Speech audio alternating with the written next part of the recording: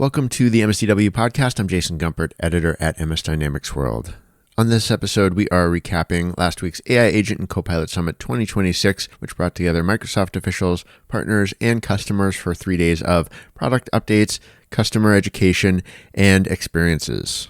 I was on site as part of MSDW's media partnership with the event team at Dynamic Communities. You can see all of our coverage on our website. Check out the link in the show notes. The final day of the event kicked off with a briefing on Microsoft's AI outlook for Dynamics 365 and Power Platform, as well as presentations on the experiences of customers and partners and their work so far to introduce practical AI and ML-related capabilities using agents and copilots and delivered in a range of modes, from automation to chat to reporting. Microsoft representatives stressed the importance of the concept of headless business applications to demonstrate that the future of ERP and CRM will frequently be experienced through Microsoft 365 Copilot or some other AI-first interface, and connect to applications via agents accessing their MCP servers rather than traditional pre-built UIs. Microsoft is also urging customers to engage in agent development projects. They promoted a service package called Dynamics 365 Agent Deployment, which Microsoft describes as, quote, a time-bound co-engineering program that builds and deploys high ROI agents on your Dynamics 365 and Copilot Studio environment from use case to production in 4 to 6 weeks, unquote. Customers need to bring executive sponsorship, use cases with measurable outcomes, and a commitment to build and provide a reference to Microsoft, according to the company. We've written about some of the perspectives shared at the event in our recent articles, and on the final day of the event, one theme that stood out was the importance of getting the fundamentals right around data, automation, and security for any company that wants to follow Microsoft's AI guidance. In a sense, the real value of AI could be the improvements that you make along the way to achieve business goals like controlling master data, identifying and eliminating manual and paper-based processes, deploying well-designed security models, building high-quality data estates, developing coherent business cases based on defensible data, and harnessing the fundamentals of organizational change management. While at the event, I caught up with a range of people, including Michael Newman, Chief Marketing Officer at Yooz.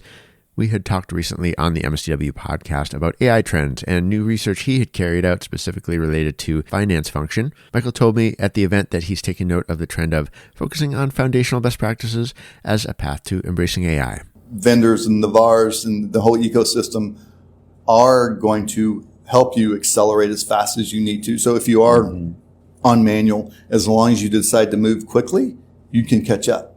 If you stay locked on manual, then you're just going to get run over because there's just so much happening. The agentic capabilities of all these tools and systems are going to really expedite the level of business you can perform, the protection you can give your organization, et cetera. And so I really do think that now is the time to get moving.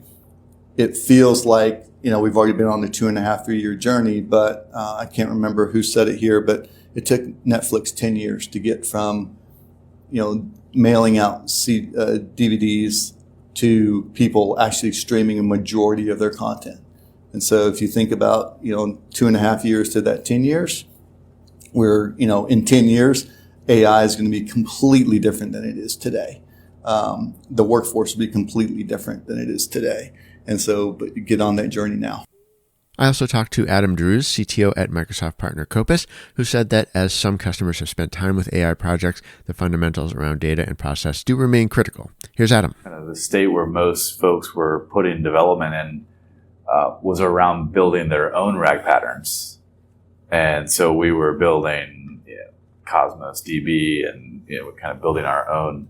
And I think there's still some patterns for rolling your own. But at the same time, the tooling's gotten so much better as well that, we're kind of up a level from that. And so, I think of where we're putting in effort is around more kind of iterative orchestration, right? And so we get RAG for free because I say free, we still consume. But from an architectural perspective, some of the tools that we're using have sort of built-in RAG patterns. And so we get to focus on what we want the agents to do rather than what knowledge it has access to, or how to build that knowledge. Daniel Spees, principal at BDO, told me that he sees customer conversations on the opportunity of AI investment becoming more optimistic and productive than they were a year ago. Last year, I think there was a lot of speculation in the air, right? Of, okay, I want to learn about this. Everyone's eager to learn. Everyone knows it's the future. There's no denying that. But where practicality is everything. That's one of the big, that was one of the big themes last year. There's a lot of speculation, a lot of ideas, no one really understanding or giving the directional strategic pattern to actually execute anything. I think this year you're seeing that change from speculation to optimism. So it's more of now we're starting to see patterns come together. We're starting to see how these things are helping us from a productivity perspective. So then we get to have the fun conversation of, okay, they're helping us from a productivity perspective. How can these drive real change and efficiencies inside of my business? And not necessarily the old way of thinking of like, hey, I'm going to lift and shift a process into agents. That's not what we're after, right? It's more of the ideas that we're talking about it, and with clients and with the presenters and everyone here, the other partners, and Microsoft. It's how do these really, when you're asking about a business process, the question is why not AI, and then you kind of start from there from the architecture perspective. So it's a massive change from last year, going from speculation to optimism, and it's very exciting. There's definitely energy in the air here. Microsoft MVP and CEO of VisualSP, Asif Rehmani, told me in a noisy hallway where the audio was not perfect that user buy-in is key to investing in AI-related solutions. It's not really about technology. It's very much about the human side of things. If you really want to take the hype of AI and turn it into ROI for your business, you have to get a human component there. We all do training, we all do assessment, we all do demos and all that kind of stuff, but unless you activate people with things that they're doing and incorporate AI into their regular workflows, it's not going to pay off. So that was my main goal, aside from many other things I talked about. Customers at the event spoke about searching for realistic AI scenarios in their departments or business units. One consultant urged customers to focus on work that's both high frequency and disliked by workers. Taking a burden away from them is a great way to improve their workday and introduce real efficiency gains, this presenter suggested. For another presenter at a decades-old distribution firm with highly customized ERP and a patchwork of other systems, one of their big challenges is losing tribal knowledge in their workforce over time. They're also thinking about their customers' AI plans, like supply agents they might have to interact with and what steps they should take to make those kinds of touchpoints work. Daniel Spees told me that his customers are also thinking about these more complex scenarios that could play out in the future. I think back in the speculation days, which were only 12 months ago, I think a lot of people were saying, well, how are we going to interact with AI, Copilot, any of the models inside of my business? And then what we heard during these sessions, and we kind of knew it was coming, but it's nice to kind of see it in principle and practice and directional, really being applied. And that is, the idea of headless applications. Everyone's like, is SaaS dead? Are applications dead? I think we realized here that no, that's where your business logic is stored, right? But having a headless model there allows an MCP or some other way to connect in through Agent 365, be your kind of governing source, but really scale out what you're trying to do without having to build all of that, custom secret sauce of your business inside of your business application. Let the business application hold the logic from like an auditing perspective, a security perspective, a governance perspective, and how you really want data to flow through a process. But everything from a secret sauce, transactional, complex, logic, routing, etc., doesn't need to necessarily be scaled out inside your business application. So this idea of a headless MCP on top of a business application, or headless business applications rather, it's really exciting. It kind of takes two. The idea of we're implementing a business application to no, we can implement everything around it, right? It's the nucleus, and now we're trying to scale out to the rest of the cell.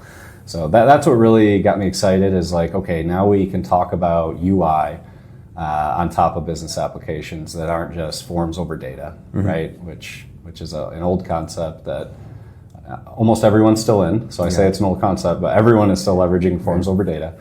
But where are the directional futures going? And Michael Newman of Yooz noted that according to his firm's latest survey data, most companies in today's environment are using AI still in the periphery of their work. That research suggests that starting with the elimination of manual processing will be a key to getting on the path toward innovation. So yeah, in our study, AI in finance that we just released, finance is a user of AI. They're excited, and that confidence has grown to 53% this last year from, I think, just under 40% the previous year. So that's good growth. But where they're using it is still on the periphery. It's not in the core processes. And finance is just always rife for automation because it's a very clear, procedural, rules-based environment where you can define a workflow. And many people have, right? There's all sorts of automation tools out there. Yet it's surprisingly shocking how many people still do manual business today. Those people, if they don't get on the escalator now and put it on full blast, they're going to be left behind. Because the way AI is accelerating and will tackle these automation problems to another level than what we are today, it's just astounding. And again, if you're still in a manual paper process, you've just got so much more to catch up than those that have already been on the automation bandwagon. And so it's really incumbent upon them to get on the journey, as we talked about last time, getting on the path in the woods and figuring out where their journey is going to take them. And I think, again, specific to automation within finance, there's just so much innovation happening there as well.